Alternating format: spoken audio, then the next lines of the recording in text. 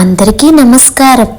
ఈరోజు మనం లోకానికి అంతగా తెలియని అత్యంత శక్తివంతమైన మాఘగుప్త నవరాత్రుల గురించి తెలుసుకుందాం. శరన్నవరాత్రులు అందరికీ తెలుసు, కానీ కళలు, విద్య మరియు సృజనాత్మకతలో విజయం కోసం జరుపుకునేవి ఈ శ్యామలా నవరాత్రులు. 2026లో ఇవి జనవరి 19 నుండి జనవరి 28 వరకు జరుగుతాయి. శారదీయ నవరాత్రులు అదేండి మన దసరా. నవదుర్గలపై దృష్టి సారిస్తే శ్యామలా నవరాత్రులు మంత్రిని శక్తి యొక్క రూపాలపై దృష్టి సారిస్తాయి. మొదటి రోజు మనం హసంతి శ్యామలను ఆరాధిస్తాం. ఈమె శైలపుత్రి స్వరూపం. మన జీవితంలో కొత్త పనులను ఉత్సాహంగా చిరునవ్వుతో ప్రారంభించడానికి ఈ దేవి అనుగ్రహం కావాలి. మానసిక ప్రశాంతతకు ఈమె పునాది. రెండవ రోజు శుకశ్యామల. శుక అంటే రామచిలుకని అర్థం, అందుకే శుకశ్యామల అని పేరు. బ్రహ్మచారినిగా తపశ్శక్తిని, చిలుక ద్వారా వాక్శుద్ధిని ఈమె ప్రసాదిస్తుంది. విద్యార్థులకు, వ్యాపారవేత్తలకు ఈ రూపం ఎంతో విశిష్టమైనది. మూడవ రోజు సారికా శ్యామల. చంద్రఘంటాదేవిగా భయం పోగొట్టి ధైర్యాన్నిస్తుంది.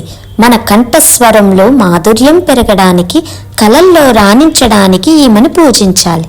నాలుగవ రోజు వీణశ్యామల. కూష్మాండ రూపంలో సృష్టికి మూలమైన శక్తి ఈమె. వీణానాదంతో విశ్వంలో సృజనాత్మకతను నింపుతుంది.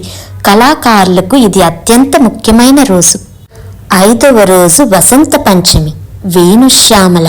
వేణువు నుంచి వచ్చే నాదంలా మన జీవితం శ్రావ్యంగా మారడానికి, సంపూర్ణ జ్ఞానం సిద్ధించడానికి ఈ రోజు ప్రత్యేకం. ఆరవ రోజు మాతంగి లేదా కాత్యాయని. దుష్ట శక్తులను అంతం చేసి మనలోని ప్రతిభను బయటకు తీస్తుంది. ఈమె అనుగ్రహంతో సామాజిక గౌరవం, విజయం లభిస్తాయి. ఏడవ రోజు కాలరాత్రి. అజ్ఞానమనే చీకటిని తొలగించి సూర్యుడిలా జ్ఞానాన్ని ఇచ్చే రూపం.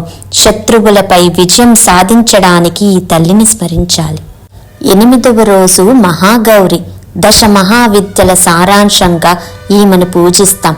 మన కోరికలు నెరవేరడానికి, ఆత్మశుద్ధికి ఈ రోజు కీలకం. చివరి రోజు రాజశ్యామల.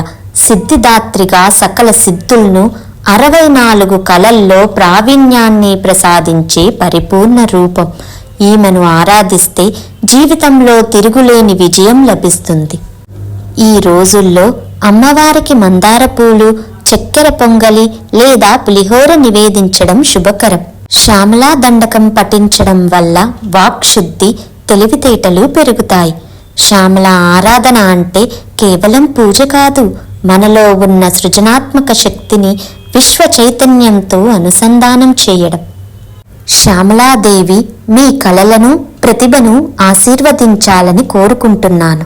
శ్యామలాదేవి కృపా కటాక్షాలు మీకు కలగాలని మనస్ఫూర్తిగా కోరుకుంటున్నాను.